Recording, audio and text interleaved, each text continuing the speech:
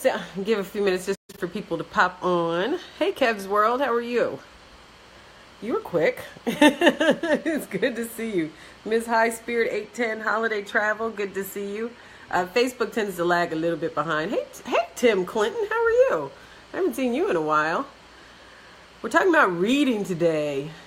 Hey, thank you for the hearts already. Hey, Tim, you doing good? I feel like we haven't communicated. Not that we've talked, but we usually are used to communicate on social media. So I'm glad to see you. I hope you are doing well.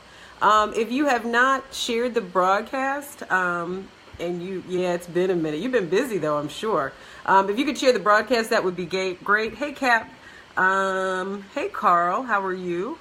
Batelli, Altavis. Good to see you. So we're talking about reading, but I also, and I forgot to put it in the little thing, I also want to talk about your wins for the day. Hey, Donald, favorite subject is reading? Mine too. Hey, Alfonso, but I read an article earlier, and so it got me kind of thinking about this. So I just wanted to talk about it. The article talked about how successful people in general normally read like 50 to 60 books a year. And I was fascinated by that. And so I actually looked at how many books I read in 2016, and I read 53. Hey, Rocky. Hey, Mama. How are you? Rocky, Mom's on. Mom's Rocky's on. You guys said hi right after the other. And so, hey, Ty, how are you? And so I just wanted to talk about it. But the caveat is, I think most successful people, the books that they're talking about that they read are like motivation and on business or entrepreneurism or something like that. Some of the books that I read last year were fiction because I'm a big fiction reader too. So I'm not sure that counts. But even if popping out by Rocky, even if it doesn't count, I still read a lot of books. And so I just wanted to talk about that. I talked, I think, a couple of days ago, I was talking about how, as entrepreneurs and just people, in general, living this life and how challenging it could be, how important it is, that you stay motivated. And books are, some of the best ways to do it. Reading is a great way to ground your faith and develop yourself and, feed your spirit, all of that good stuff. And so, hey guys, hey Donald. It doesn't matter, just read. Okay, good. So all of my romance novels and everything, all that counts. All my James Patterson counts. That's good. But I think because I do write fiction, I think that it's important. You have to read it. It's hard to write it if you really don't read it. I think so. Thanks for sharing, Tim. I appreciate that. If you guys also share, just type me in the comment box so I can help. So anyway, I wanted to talk about reading, and I wanted to talk about 3 books. You know what, Mark? I guess it could count. I don't know. I don't know why I think it doesn't count. Maybe because I think it's, reading. Well, I don't know. We'll say it counts. It counts. Thanks for the follow, Mr. Sanders. I appreciate it.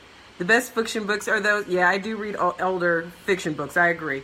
I think there's some good fiction books this century too, but yeah, there's a lot of older ones. So 3 of the books that I'm reading right now, one that I'm rereading, and I should have tagged him in this broadcast because he's phenomenal, but it's called The Go-Giver. I know that's backwards, but this is kind of what the cover looks like. And it's by Bob Burg and John David Mann, and it is a phenomenal book.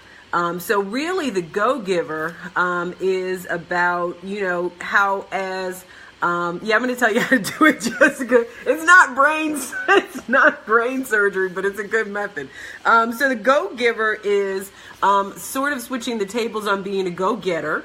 And it's really about how in your business, how when you serve, obviously that energy comes back to you in your business. And so it's really a good book. And, some people say that it is probably the most important parable about business and how you should operate. Hey, Patrina, how are you? Good. So it just really is a phenomenal book. So if you've read this book, I'd like to see. Hey, Jonathan, how are you? If you've read The Go-Giver, just type Go-Giver in the comments. But it really, if you have not read it, I think this is probably a must read for, especially entrepreneurs, but anybody that wants to serve at a greater level. And I think, for most of us, our passion really is about service. And so you haven't read it, Kenny? Okay, well, I recommend Bob Burg to you. And, follow him on Twitter because he really gives some great information. Oh, okay, Shirley reads 10 books a month. You go, Shirley. My gosh, that's great. So definitely read this. Can you see it? It's backwards, but this is kind of what the cover looks like. It's Go Giver. Go Giver, the Go Giver. And then Bob wrote another book that I haven't read yet, but this is next on my list. And this is called Adversaries into Allies, Master the Art of Ultimate Influence. So I'm really, you really can't spell. So I'm really excited about reading this one. I can't really give any thoughts on it, but this is what's up next. And so I'm super excited about this one. Hey, Aaron, did I say hi? I feel like I said hi to you already. If I didn't, hey, thanks for the hearts, you guys. I appreciate it. And thanks for the shares. And then this is the other one that I'm about to start reading. I've already started it, but I haven't finished it. It's called The Life-Changing Magic. Mom, I'm not going to curse. But it's called The Life-Changing Magic of Not Giving an FUK. And this is by Sarah Knight. And I just got this in the mail on Saturday because a fellow coach and colleague and friend of mine, Danielle Winningham, suggested that I read this. And I think that for a lot of people, we do things and we hang out with people. And just because we're kind of worried what they think about us. And it says, even the caption says, how to stop spending time you don't have with people you don't like, doing things you don't want to do. Hey, Freddie. And so that is the third book. So I'm really interested in reading those. And now I want to know what you're reading. So type in the comments what books you're reading, and if you have any recommendations, whatever they may be, if they're fiction, or if they're nonfiction, motivational. Yeah, I love Prime too. Donald? Who else is a member of Prime? Prime is like crack. Hey, David in London. Thank you for watching. Prime is like crack because you can get a whim on a Thursday and have something in your hand 2 days later. If you're fancy, you can upgrade and get it the next day. So it's very cool. Hey, Paul. And so that is The Life Changing. So these two I'm currently reading, but this I've already read, but I am rereading because it is that good. So I just recommend that you all check it out. Hey, Finley, welcome to Periscope. So what are you guys reading? Share with what you're reading while I start talking about how to do this. So Sharing My Shoes by Tammy Gaffney. I've heard of that, Rhonda, but I have not read that. So I will put that in my list. Vaughn says you have to invest in yourself. Big libraries are awesome to me. You should see my library. Hey, Kevin, how are you? My library is ridiculous. My library has extended itself into the garage. It's like really crazy. Leaders are readers. Absolutely. I think reading is probably the best thing.